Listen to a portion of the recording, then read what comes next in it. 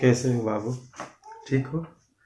चलिए, कल तक मैंने आपको क्या बताया था?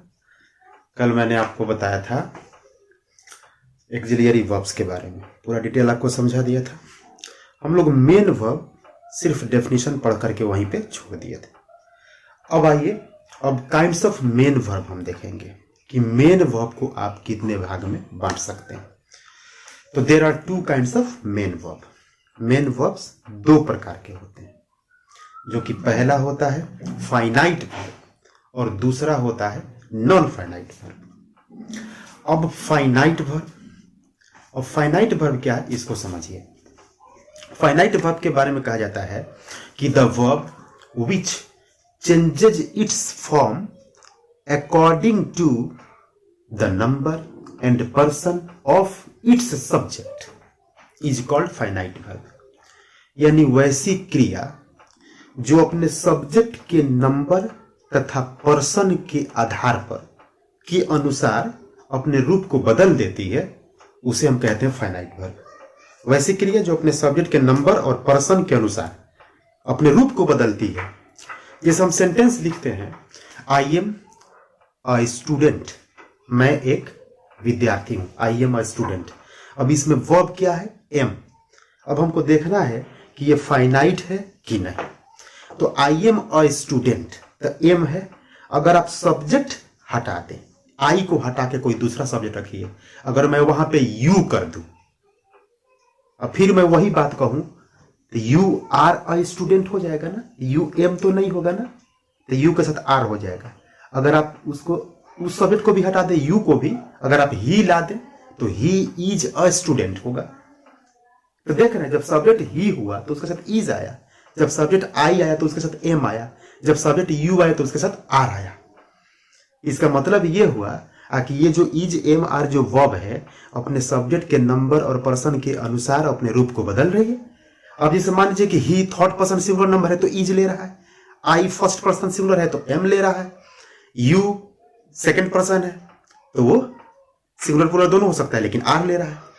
तो इसका मतलब कि अपने नंबर पर्सन के हिसाब से कमांड हो रहा है, वो अपने सब्जेक्ट के हिसाब से कमांड हो रहा है। जैसे और आप एग्जांपल लीजिए, जैसे कहीं पे कोई कह रहा है कि my father lives in Patna, तो मेरे पिताजी पटना में रहते हैं। अब देखिए, my father lives in Patna, तो यहां पे वर्ब है लिव्स। तो लिव्स जो है, लिव रहना, तो लिव्स V5 है, क्रिया का 5वां फॉर्म है। अब देखिए, अब अगर मैं सब्जेक्ट जो यहां पे मेरे पिताजी है, माय फादर, अब माय फादर को मैं हटा करके उनकी जगह पर कोई दूसरा सब्जेक्ट डाल दूं, मैं आई डाल देता, आई लिव इन पटना। अब देखिए, जब मैंने आई लिखा तो आई लिव इन पटना, लेकिन उस पर था my father lives in Patna, तो लिव्स V5 है और लिव V1 है। तो जब सब्जेक्ट माय फादर तो लिव्स V5, और जब सब्जेक्ट आई तो वर्ब हो गया लिव यानी V1। तो इसका मतलब ये हुआ कि लिव जो है अपने सब्जेक्ट के हिसाब से बदल रहा है। तो हमने कहा कि वैसी क्रिया जो अपने सब्जेक्ट के अनुसार अपने रूप को बदल देती है, उस क्रिया को फाइनाइट वर्ब कहते हैं। तो यहां पर लिव, एम, इज, आर, ये सब फाइनाइट वर्ब हुआ। दूसरी हमने कहा दूसरा है इसका भाग नॉन फाइनाइट वर्ब। तो नॉन फाइनाइट बिल्कुल इसका उल्टा समझ लीजिए।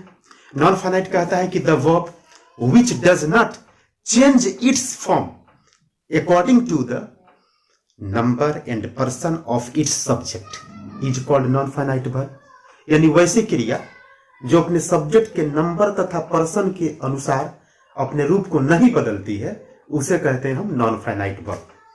जैसे चलिए एक सेंटेंस हम लोग लेते हैं।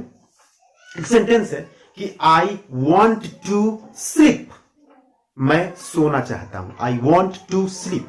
अब इस सेंटेंस में दो क्रियाएं हैं, एक है वॉन्ट, एक है टू स्लीप। अब देखिए, अब वहां पर वॉन्ट है, टू स्लीप है।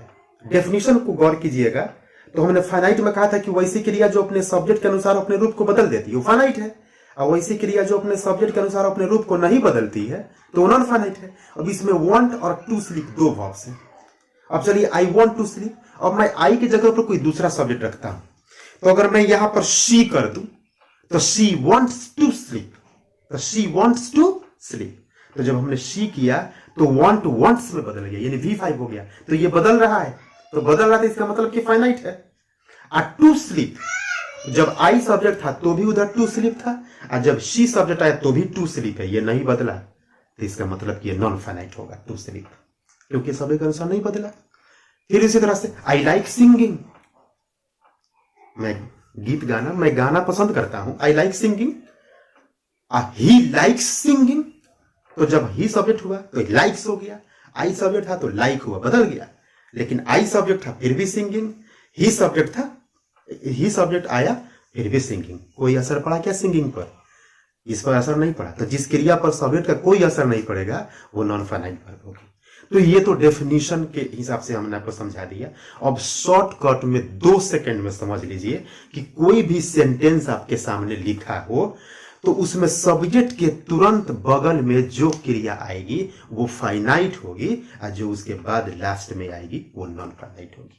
यहां फाइनल अपने दिमाग में सेट कर लीजिए कि जो सब्जेक्ट के तुरंत बगल में क्रिया होगी वो फाइनाइट है, और जो लास्ट में आएगी नॉन फाइनाइट। जैसे मान लीजिए यहाँ पे आई वॉन्ट टू रीड, तो सब्जेक्ट तुरंत बगल में वांट आ गया ना, तो ये फाइनाइट हो गया, और टू रीड नॉन फाइनाइट। ये दिमाग में सेट कर लीजिएगा, कोई दिक्कत है? अब कल के क्लास में, अगले क्लास में मैं आपको अब फाइनाइट वर्ब को तोड़ूंगा कि फाइनाइट वर्ब कितने प्रकार के होते हैं। तब तक के लिए